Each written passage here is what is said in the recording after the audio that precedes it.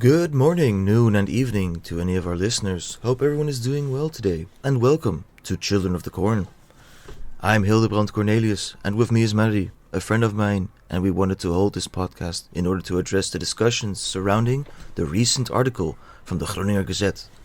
For those of you who don't know, a published article in which my grandfather was remembered and honored for his deeds during World War II. However, it seems that there's some confusion about this person, and if he really should be considered a hero. Well, yes, and perhaps he should even be considered a war criminal. That's a little harsh, don't you think?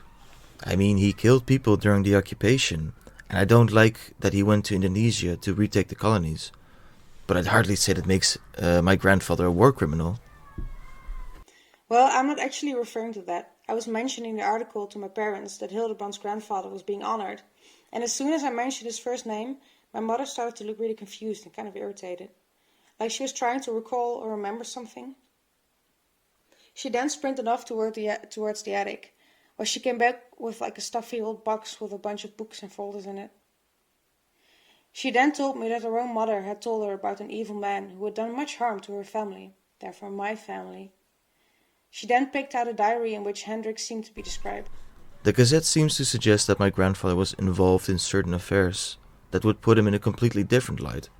I find it hard to believe that someone who is or was considered a hero could be involved in such a case, especially since he's my grandfather, so someone my family looks up to. Yeah, I do understand. It is hard to see someone fall from a pedestal. But I think about all the families that have been hurt. And this is part of why we wanted to start this podcast and discuss these matters. If it is true that Cornelius is not who we think that he was, the truth must come out. So, therefore, to bring justice to all the people who have been hurt, I want to share my story, or rather, the story of my family. My mother returned from the attic with that dusty old box. I was rather confused. I could guess there was something in there that had to do with the war or some sort of keepsake. When she pulled out the diary, she looked at me and she said, "We never really talked about this, and it is part of our family history, but many things go forgotten. I simply don't feel right to bring up again." But she said that Cornelius was a recurring name, a celebrated hero in our town, and therefore she thought it was right to tell me about him, and to tell me about her discoveries in our attic. My great-grand described him as a mysterious man. No one really knew much about him. He was always very private. It was known around the community that he had joined the resistance, and people respected his decision. Therefore, they respected him, and because of that, they didn't ask questions. Around that time, it was already hard to trust anyone, so people kind of kept to themselves and rarely spoke of sensitive subjects. But my grand clearly expressed concern about Cornelius. In her diary, she talked about how she suspected that he had joined the resistance because of ulterior motives.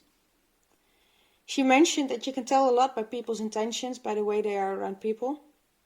And Cornelius always seemed to be like looking around, checking over his shoulder, and never really focused on a conversation, like he was waiting for something else to happen, or like planning something inside of his head. Sometimes she saw him walking through the streets at night, from a bedroom window. There were a lot of mysterious names in there, with cryptic descriptions, but one that kept occurring throughout the diary was Shakira Aliza, which was strange.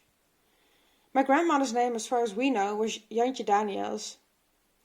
This is also how most of the entries were signed.